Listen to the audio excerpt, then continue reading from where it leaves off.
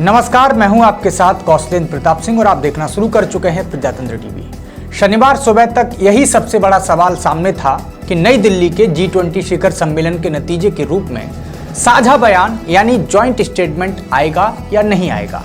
जिस तरह दुनिया का सबसे बड़ा कूटनीतिक जुटान रूस यूक्रेन संघर्ष पर दो हिस्सों में बटा दिख रहा था, उससे संकेत यही था कि सम्मेलन के आखिरी दिन तक सहमति शायद ही बन सके। लेकिन प्रधानमंत्री नरेंद्र मोदी ने सम्मेलन स्थल के दूसरे सत्र में नई दिल्ली घोषणा पत्र पर सभी देशों के सहमति होने का बड़ा ऐलान कर दिया। ये आखिरी सहमति आखिरी गेंद पर छक्का मारकर फाइनल मैच जीतने जैसा था। अमूमन घोषणा पत्र शिखर सम्मेलन के आखिरी दिन जारी होता है, लेकिन मौजूदा हालात में न सिर्फ सहमति का ऐलान हुआ बल्कि कुछ ही मिनटों में पूरा घोषणा पत्र सामने आ गया। इस सहमति को भारत की सबसे बड़ी जीत और दुनिया की सबसे अहम कूटनीतिक घटना माना जा रहा है, जिसके व्यापक असर कैसे होंगे, कैसे बनी ये सहमति, आज हम इस पर चर्चा करते हैं। इस मामले में कूटनीति हलकों से जुड़े तमाम पक्षों से बात की और जाना कि इस मोर्चे पर आखिर क्या हो रहा है। कम से कम 5 देशों के शीर्ष अधिकारियों से बात करने पर संकेत मिला कि बीते 24 घंटों में सहमति के मामले में तेजी से प्रगति हुई है और यह भी दावा किया गया है कि पूरी रात मैराथन मीटिंग के बाद भारत ने G20 के सभी 20 देशों को मनाने में सफलता पाई है। सूत्रों के अनुसार तमाम देशों के बीच गतिरोध के बीच अंतिम समय में प्रधानमंत्री मोदी के निर्देश पर राष्ट्रीय सुरक्षा सलाहकार अजीत डोभाल की एंट्री हुई। डोभाल ने तमाम देशों के प्रतिनिधियों से बात की। शुक्रवार शनिवार की पूरी रात दोनों पक्षों से बात कर सहमति बनाने की दिशा में अंतिम कोशिश की गई। भारत ने इस मामले में रणनीति बदलते हुए अलग अलग कूटनीतिक चैनल खोले और शनिवार देर शाम तक इसमें बड़ी प्रगति भी हुई। अब आपको यह भी बता दें कि जब G20 सम्मेलन लगातार चल रहा था तो अचानक चीन का रुख बदला सा नजर आया। कुछ यूरोपीय देशों के प्रतिनिधि ने बातचीत में कहा कि बीते 2 दिनों में चीन के रुख में अचानक परिवर्तन आ गया। अब तक यूक्रेन के मुद्दे पर रूस के रुख से इतर चीन कुछ भी नहीं सुन रहा था, लेकिन अचानक इस मसले पर उसने भी बातचीत शुरू कर दी। भारत को आम सहमति के लिए बड़ी विंडो दिखी। ये शीर्ष अधिकारी ने कहा कि जैसे ही चीन का रुख नरम पड़ा तो रूस के लिए भी अकेले प्रतिरोध करना मुश्किल हो गया। उधर रूस को भी भरोसा दिलाया गया कि उनकी बातों का ख्याल रखा जाएगा। पुतिन सरकार ने फिर भरोसा दिलाया कि अगर दूसरे देश रुख लचीला रखेंगे तो ये भी अड़ंगा लगाने से बचेगा। फिर अगला जो पॉइंट है कि G7 यानी पश्चिमी देशों को भारत ने साधा है। ये कैसे साधा है, इस पर चर्चा करते हैं। चीन के बाद अमेरिका और यूरोपीय देशों को रूस के प्रति अपेक्षाकृत नरम रुख अपनाने के लिए मनाया गया। इसके लिए दुनिया के धनी देशों के समूह G7 तक पहुंच बनाने की पहल शुरू हुई। सूत्रों के अनुसार जापान और अमेरिका के अधिकारियों से इसके लिए लंबी बात हुई है और उनके सामने अलग अलग प्रस्ताव के ड्राफ्ट दिए गए।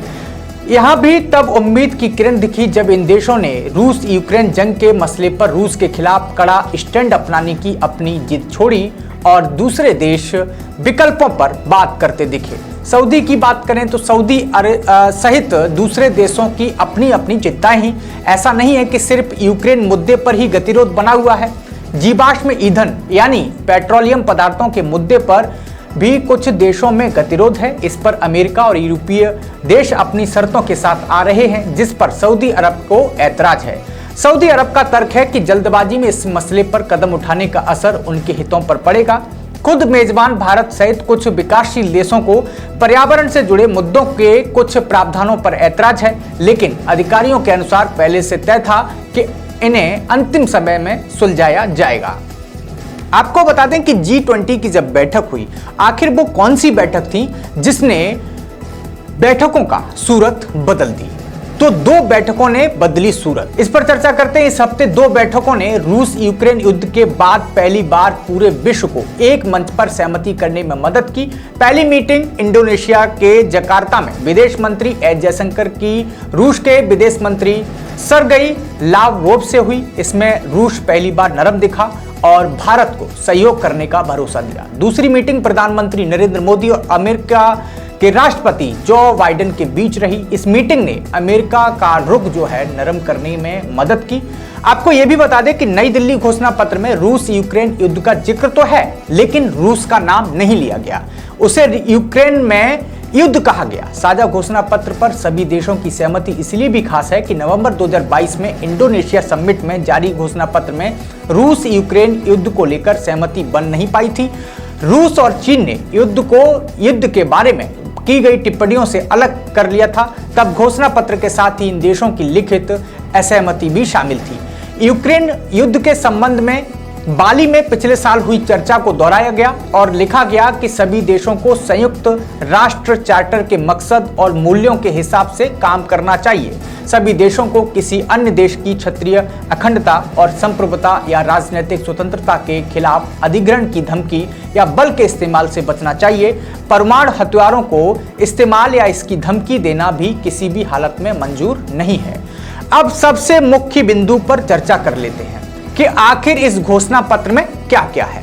सभी देशों ने आतंकवाद के हर रूप की आलोचना की है। आतंकवाद का घोषणा पत्र में 9 बार जिक्र किया गया। सभी देश टिकाऊ विकास के लक्ष्य पर काम करेंगे। भारत की पहल पर वन फ्यूचर अलायंस बनाया जाएगा। ग्लोबल बायोफ्यूल अलायंस की शुरुआत, जिसके संस्थापक सदस्य भारत और अमेरिका और ब्राजील होंगे। एक धरती, एक परिवार, एक भविष्य पर जोर देंगे। मल्टीलैटरल डेवलपमेंट बैंक की मजबूती दी जाएगी, उन्हें बेहतर, बड़ा और ज्यादा कारगर बनाया जाएगा। ग्लोबल साउथ की प्राथमिकताओं पर जोर रहेगा। क्रिप्टो करेंसी पर ग्लोबल पॉलिसी बनाने की दिशा में बातचीत की जाएगी। कर्ज पर बेहतर व्यवस्था के लिए भारत ने कॉमन फ्रेमवर्क बनाने की बात कही है। दुनिया में तेजी से विकास करने वाले शहरों को फंड दिया जाएगा। ग्रीन और लो कार्बन एनर्जी टेक्नोलॉजी पर काम होगा। पवित्र ग्रंथों के खिलाफ हिंसा जैसे धार्मिक घृणा के मामलों को समाप्त करने की बात कही गई। तो ये थी G20 समिट में जो घोषणा पत्र जारी हुआ था, उसमें किन किन बिंदुओं पर चर्चा हुई, क्या क्या बातचीत हुई, घोषणा पत्र में आखिर क्या था, ये हमने अपने दर्शकों को बताया। ऐसी तमाम जुड़ी खबरों के लिए देखते रहिए प्रजातंत्र टीवी। नमस्कार, धन्यवाद।